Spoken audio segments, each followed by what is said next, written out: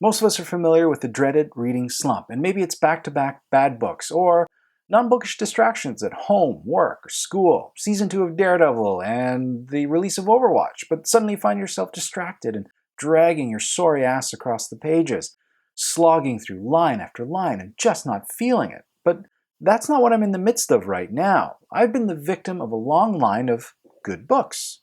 Perfectly adequate reads that were okay, really. I mean, nothing so mind-bogglingly good that I want to go to the bookstore and approach complete strangers and whisper to them, "Put that book away. Take this one instead. You'll thank me for it later." Or horrible reads that I'm forced to rage quit after 100 pages, or maybe I slog through all the way just so I could froth and foam about how horrible it was. No, I've had a solid month of nice books, easy reads, perfectly unobjectionable time killers. And these books have their fans. There's no shortage of people only too happy to talk about these books and how great a fit they are. And I get it. I can see how you might love these books. They just weren't for me. And maybe I'm just not in the right headspace for them. It's not them at all. It's totally me. I realize I'm in the literary friend zone. I'm in reading Palcatraz. I've swiped right on my Tinder for book readers or TBR, and while I have no problem recommending these books to anyone else, there was no spark here for me.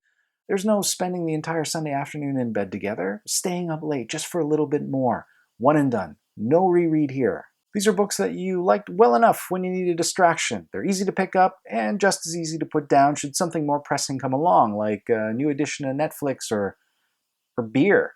These books have all the traits of your favorite books. They're just not your favorite books. And before BookTube, this would have been a solid month of reading. No complaints.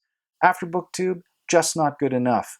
I want books that I'm excited to talk about, books that compel me to say something about them as well as the author who wrote it. But barring that, I guess it makes for a perfectly adequate monthly wrap-up. So let's talk about what I read last month. The Nest by Cynthia D'Aprix Sweeney. Horrible New York family relies on financial nest egg to bail them out of their financial problems. When one of the sons essentially burns down the banana stand and they find themselves in a Hugh Grant ensemble movie. The regional office is under attack by Manuel Gonzalez. It's literary fiction with a heavy leaning towards YA. It's Die Hard meets the X-Men with a side of Minority Report and Fox Force 5. Disrupted by Dan Lyons. Old white guy with a traditional media past clashes with a horde of millennials and is the victim of vicious, backstabbing, name-calling, mean-girling, and Kool-Aid drinking horde mentality, otherwise known as Last Week on BookTube. And finally, Eligible by Curtis Sittenfeld, where Liz Bennett hate-fucks Mr. Darcy in this modern retelling of the Jane Austen classic that replaces corsets for CrossFit and the Regency era for reality TV. So there you have it, a quick review of a month in reading. Here's hoping for a better June. Victoria over at A Hermit's Progress, as well as Michael over at Knowledge Lost, suggested that we tackle the Norton anthology of theory and criticism, and because this is BookTube, a lot of us think that's actually a pretty decent idea. And we're excited to start in. I don't know how the group is getting off the ground or how it's going to be organized, but I am totally here for that. If you're interested, I hope you'll join us, however we manifest ourselves. Otherwise, here's to a more compelling June. I hope you guys have a great reading week, and we'll talk to you soon.